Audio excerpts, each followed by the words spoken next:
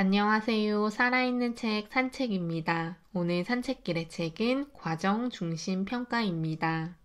7명의 교육자가 집필한 책으로 교육과정이 바뀌고 자유학년제, 자유학기제, 연계학기제 등이 시작되면서 화두가 된 과정 중심 평가에 대해서 다루고 있습니다. 대입을 위해서도 고입을 위해서도 학생부, 학교 생활 기록부는 굉장히 중요한데요. 학생에 대한 평가가 점수로 선생님들이 작성한 몇몇의 문장으로만 표현이 되어 있는 종이지만 상급 학교로 진학할 때 엄청난 효과를 발휘하기 때문에 학생과 학부모들이 예민할 수밖에 없는 부분입니다. 입학사정관제가 도입되면서 학생들을 성적으로만 줄 세우지 말자는 교육적인 변화가 어쩌면 과정 중심 평가를 이야기하지 않았을까 하는데 이 책에서는 평가도 수업의 일부분이기 때문에 평가와 수업은 분절되어서 안 된다고 이야기하고 있습니다.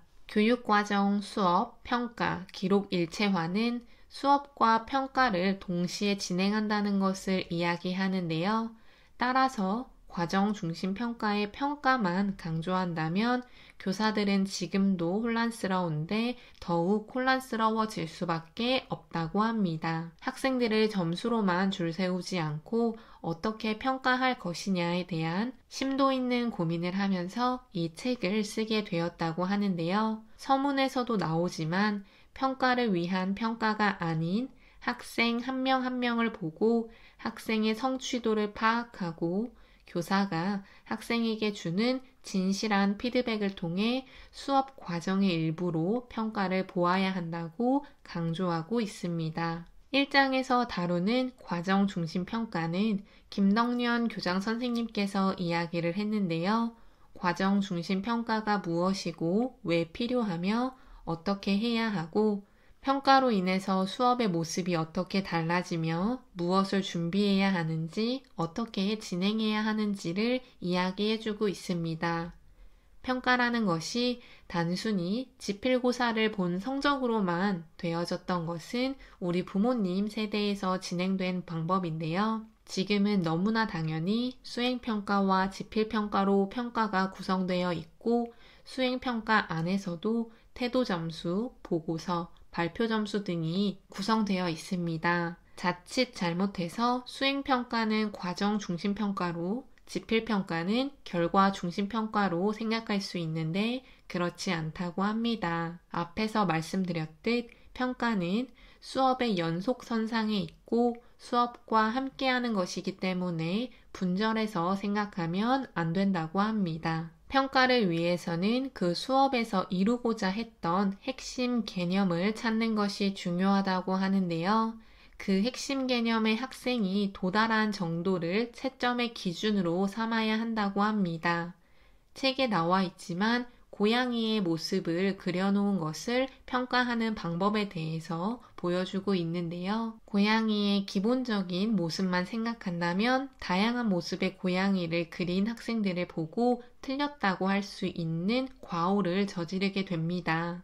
따라서 학생들을 상대적으로 평가하기 위해 하는 평가, 교사가 편하자고 하는 평가 등은 과정 중심 평가, 범주를 더 크게 이야기해서 평가라고 할 수 없다고 합니다. 그런 잣대로 평가를 진행한다면 아주 잘못된 것이라고 보여집니다. 수업을 디자인할 때는 학생들이 아는 것과 하는 것이 들어가야 한다고 하는데요. 아는 것은 그 수업 시간에 꼭 알아야 하는 개념에 대해 이야기하는 것이며 그 개념을 학생들이 알기 위해서는 주입식 수업, 일방적 수업이 들어가도 괜찮다고 합니다. 그리고 하는 것은 학생들이 활동을 통해 배운 내용을 활용하는 것을 이야기하고 있는데요. 너무 극단적인 우리나라 교육 환경을 보면 안타깝다는 생각이 들었습니다. 하브루타가 좋고 토론이 좋고 토의가 좋고 모둠 활동이 좋다고 하니까 교사들이 그런 활동에만 치중해서 정말로 전달해야 하는 개념, 학생들이 알아야 하는 개념을 놓치고 가는 활동 중심의 수업이 많이 보입니다. 따라서 책에 나온 것처럼 학생들이 확실하게 알아야 하는 개념을 알 수 있도록 수업을 진행하고 평가해야 하며 활동을 진행하면서도 수업을 진행하고 그 안에서 평가가 이루어져야 합니다. 책에 나온 이야기 중 교사들이 수업에 대한 고민을 교직에 발을 들여놓는 순간부터 진행한다고 하는데 그런 교사들이 요즘에는 보이지 않는 것 같습니다. 하지만 교사에게 수업은 삶의 전부라고 이야기하는 저자처럼 수업을 통해서 학생들 한 명 한 명을 최대한 관찰하고 살펴보면서 학생의 성장을 함께 만끽하는 과정 속에 평가가 이루어져야 한다고 합니다. 입체적인 요소를 가진 학생들을 단편적인 요소로만 평가한다는 것은 제대로 평가가 이루어지지 않고 있다는 것을 이야기하는 것입니다. 책에는 국어, 수학, 영어, 과학, 제2 외국어의 수업 진행 내용들이 나오고 있습니다. 그때 모든 교사가 평가를 위해 강조하는 것은 특히 교육과정 수업, 평가, 기록 일체화에서 강조하는 것은 교사들이 학생들에게 주는 1:1 피드백이라고 보여지는데요. 저 역시 학생 한 명 한 명에게 주는 진심을 담아하는 피드백이 굉장히 중요하다고 생각합니다. 피드백이 없는 교실은 제대로 된 수업이 아니라는 생각이 드는데요. 일방적인 강의만 하는 수업, 피드백을 주는데 단순히 같은 말만 반복하는 교육자는 안 하니만 못한 평가와 수업을 하고 있다고 생각하면 됩니다. 개인적으로 저는 영어와 수학을 가르쳐서 이 책의 다른 과목보다 영어와 수학의 수업을 진행해준 두 교사분의 이야기를 위주로 말씀드리겠습니다. 김진영 영어 선생님은 교학 상장이라는 사자성어로 배움과 가르침은 함께 성장해야 하는데 학생들의 배움의 대상으로만 생각하고 가르치려고만 했다고 이야기합니다. 그래서 평가에 대한 고민을 하며 수업 전체에 대한 고민을 진행했고 20년 차가 넘은 교사지만 수업을 제대로 한 지는 5년밖에 되지 않았다고 이야기하고 다닌다고 합니다. 수업에 대해서 고민을 하고 영어 일기를 쓰게 했는데 1학기 때는 180권의 영어 일기장이 쌓였고 그것을 집으로 가져가면서 단순히 잘했다는 도장밖에 찍어줄 수 없었던 자신을 반성했다고 합니다. 그래서 2학기 때는 영어 일기뿐 아니라 수업 시간에 즉각적인 피드백을 주며 학생들과 관계를 형성했고 제대로 된 수업과 평가를 진행했다고 합니다. 많은 교사들이 그렇겠지만 학생들의 수준을 알고 있다고 안일하게 생각하거나 학생들의 천차만별일 수 있는 수준을 알아도 그들을 다 고려하지 않는 수업을 진행을 하지 않을까 싶은데요. 김진영 영어 선생님은 학생들의 수준을 다 안다는 안일한 생각을 버리고 수업을 재설계했다고 합니다. 수업을 진행하며 학생들을 한 명 한 명 세세히 살피고 즉각적인 피드백을 주었는데요.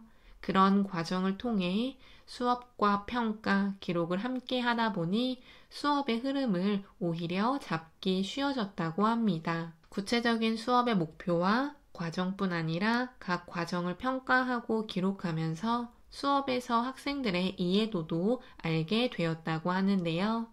30명의 학생이 있을 때 30명을 한 수업에 모두 관찰하고 평가하기는 쉽지 않았기 때문에 녹화를 하는 등의 열정적인 모습도 보여주었다고 합니다. 가장 와닿았던 부분은 관계에 대해서 이야기하는 부분이었는데요. 교사와 학생과의 관계가 결국 수업이든 평가든 제대로 원활하게 굴러가려면 함께하는 시간 속에서 가장 핵심적인 요소가 되지 않을까 싶습니다. 학생들과의 관계 설정이 제대로 되어 있어 학생들이 성장하는 모습을 보고 교사로서 더 많은 것을 주고 싶고 더 진실한 피드백을 주고 싶다는 생각이 드는 것은 당연한데요. 라포 형성이 잘 되어 있는 교사와 학생은 가장 중요한 요소를 충족했다는 생각이 들었습니다.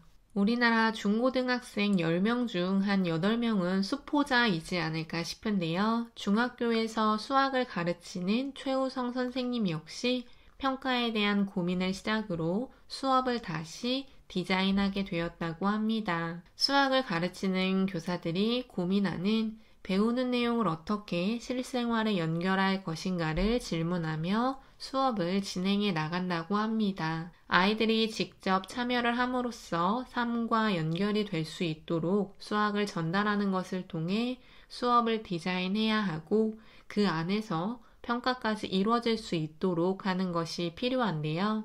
최우성 선생님 역시 수업 시간 순간순간의 피드백을 강조하고 있으며 본인의 수업 시간에도 학생들을 한 명 한 명 보며 피드백을 적절하게 진행해 주었다고 합니다. 다시 이야기해서 평가라는 것이 과정 중심 평가든 결과 중심 평가든 한 번에 많은 것을 평가하려고 하는 것이 아니라 학생들의 성취 수준, 학생들이 수업 시간에 활동하는 것을 보면서 그때그때 구두로 피드백을 해주고 보고서를 제출하거나 숙제를 진행했다면 서면으로 피드백을 주는 것이 모두 평가가 된다고 생각하면 되겠습니다. 책에서 1차 연립방정식과 1차 함수 그래프의 교점에 대해서 이야기하는 부분이 있는데요.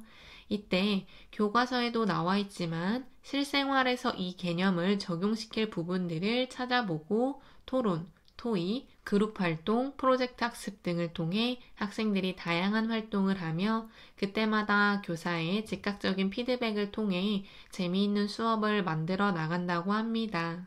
특히 학생들이 활동을 할 때 그 모습을 기록하면서 바로바로 평가를 하는 것을 통해 교육과정, 수업, 평가, 기록의 일체화를 만들어가고 있다고 합니다. 국어에서는 시를 창작해보고 과학에서는 개념을 마인드맵으로 정리해보고 제2 외국어에서는 중국어로 면접을 보는 등 다양한 활동을 통해 이 책에 나와 있는 교사들이 여러 방면으로 수업을 진행하고 평가를 하는 것을 보여주고 있습니다. 교육과정, 수업, 평가, 기록의 일체화를 생각해 본다면 평가를 위한 평가가 아니고 줄 세우기를 위한 평가가 아니라 계속 교사들도 강조하는 것처럼 수업과 평가를 일체화시키고 수업 시간 내에 학생들의 활동을 살펴보고 즉각적인 피드백을 제공하며 수업 시간뿐만 아니라 수업 시간 외적으로도 일정한 부분은 할애를 해서 학생들의 성장에 도움이 될 수 있도록 하는 것이 중요하다고 생각합니다. 코로나 바이러스로 인해서 비대면 수업이 진행되며 과거로 돌아간 것처럼 집필평가로만 학교에서 평가를 하고 있는데요.